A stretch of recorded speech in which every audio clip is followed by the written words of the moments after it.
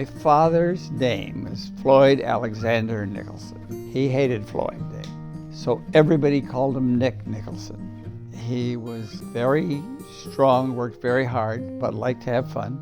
My grandfather was really an exceptional and charismatic man. Sunday dinners at Grandma's house, Grandpa was always around, and he was fun. He grew up on the West Coast in Seattle and was expelled from school in his senior year for smoking in the boys' restroom. My guess is it was not his first infraction with the school's honor system. And he left that and went down to the docks and got on a ship. And for the next 13 years, he went to sea. These were coal-burning steamships. And he started at the lowest level, which was a wiper, went up to being an oiler, and then became a third-class steam engineer, a second-class steam engineer, and a first-class steam engineer. So he didn't have a formal education, but he was a very creative guy. And one of these people, if you told him he couldn't do it, did it just to show you could. He was very technically savvy and very mechanical, and was very happy to show each one of us how things worked, which was fun. He was open to opportunity, and he had a job with the Hartford Steam Boiler Insurance Company. When he came back to Detroit, he was inspecting boilers, and he explained to the customer that he couldn't certify his boiler, that it needed to be cleaned. And the owner says, I'll have it done tomorrow. Now my father knew for a fact he was lying because there's no way he could. Typically to clean a boiler, you had to cool it down, and then you got very heavy wire brushes out, and you had to brush all the minerals out of the tubes. So labor intensive, slow. It took many people many days to get their boiler back in shape. So just to show him that he was no fool, my father, 8 o'clock the next morning, went there to the plating shop to catch this guy out. And that boiler was as clean as a hound's tooth. And my father said, "How did you do that?" And I said, I put some of this muriatic acid in there. The light bulb went off. There was some business here. I could clean boilers and make a lot of money. And so they started with hydrochloric acid, and then they added, nitric acid and sulfuric acid, but it was chemical distribution. They were buying it from the manufacturer, and then they're reselling it to someone else in smaller quantities. And a boiler is a pressure vessel. So Pressure Vessel Service, PVS, is the name of the company.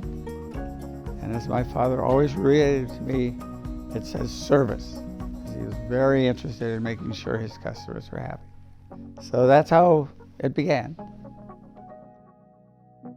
The opportunity to buy the sulfuric acid plant assets of W.R. Grace was a real eye-opening experience for my grandfather. And he was roughly 60 years old. So, I don't know if he mortgaged his house, but basically he did. I mean, if this didn't go well, this was the end of PVS. My grandfather went to the Bank of New York and borrowed money. My grandfather knew where every penny was, and we bought Detroit Chemical Works. The purchase of Detroit Chemical Works was a monumental, all-in bet.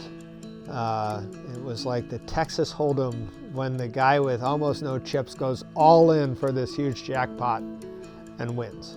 So, when people who study entrepreneurship, they talk about a pivot. Well, my grandfather pivoted the business, and now we're in the manufacturing business. Now we're making stuff. This was the first time that PVS was involved in manufacturing. And to this day, we really try and keep a balance between distribution, manufacturing, kind of other businesses, because it helps us diversify our portfolio and diversify the risk. So unlike my grandfather, my father did graduate high school. As a matter of fact, he was at the top of his class, and he went off to Stanford and did very well there, majors in economics, and then continued his education. He went to the University of Chicago Business School, and then even more education. He went to the London School of Economics, and he worked for a huge bank, First National Bank of Chicago. The bank was expanding in Europe.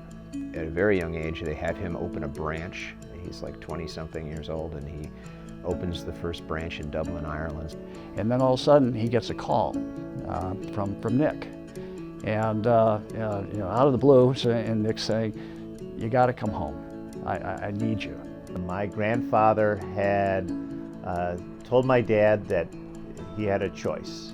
He could either come back to the family business and be a part of it, or my grandfather was going to sell the business. On January 3, 1972, Jim became a full-time employee at PVS. But he could very well have said, "Geez, Dad, I appreciate your situation, but this is really what I want to do, and I think I'll stay put." And if he had done that, we wouldn't be here right now.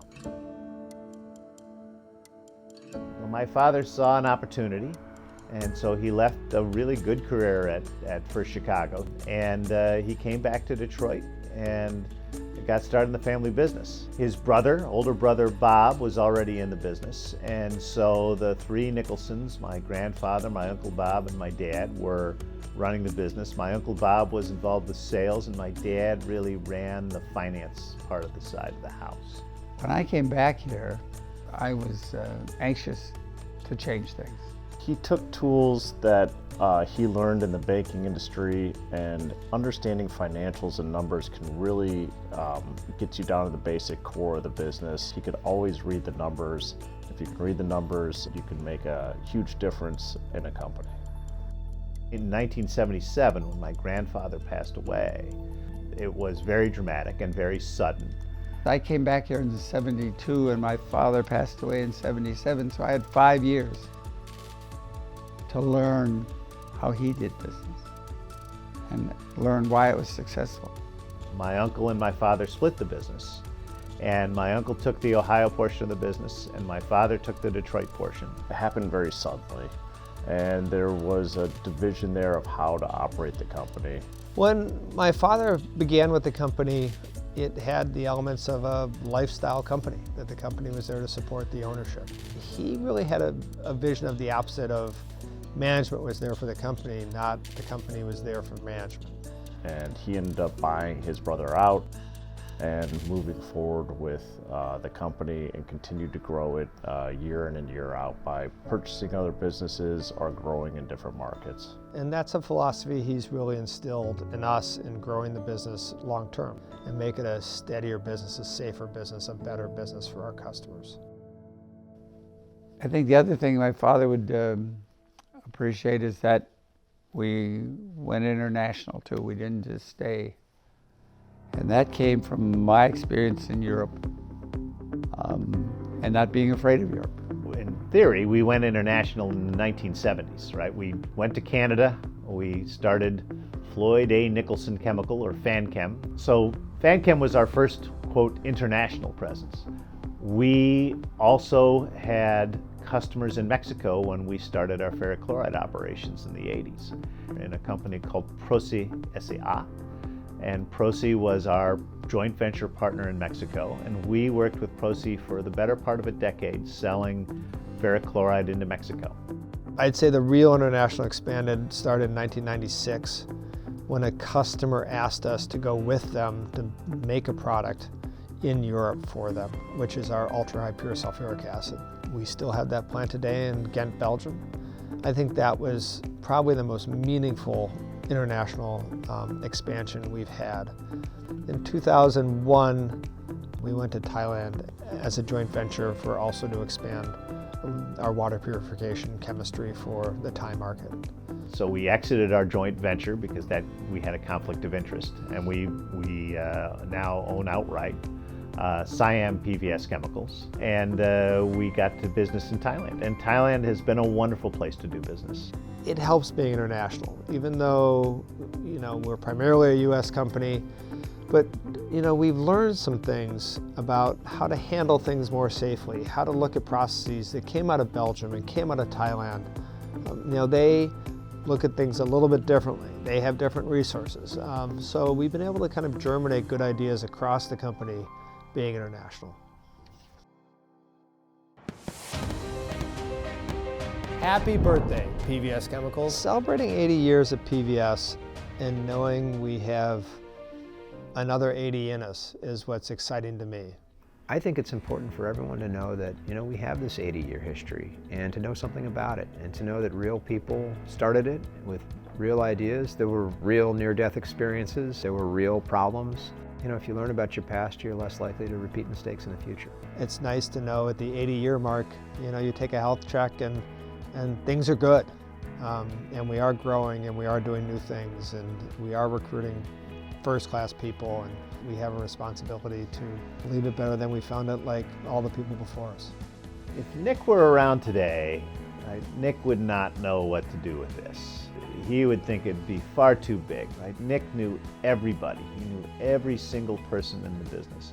I think he'd be very proud of the business. He'd be very proud that this little kernel of corn he planted has become such an important part of supporting so many families.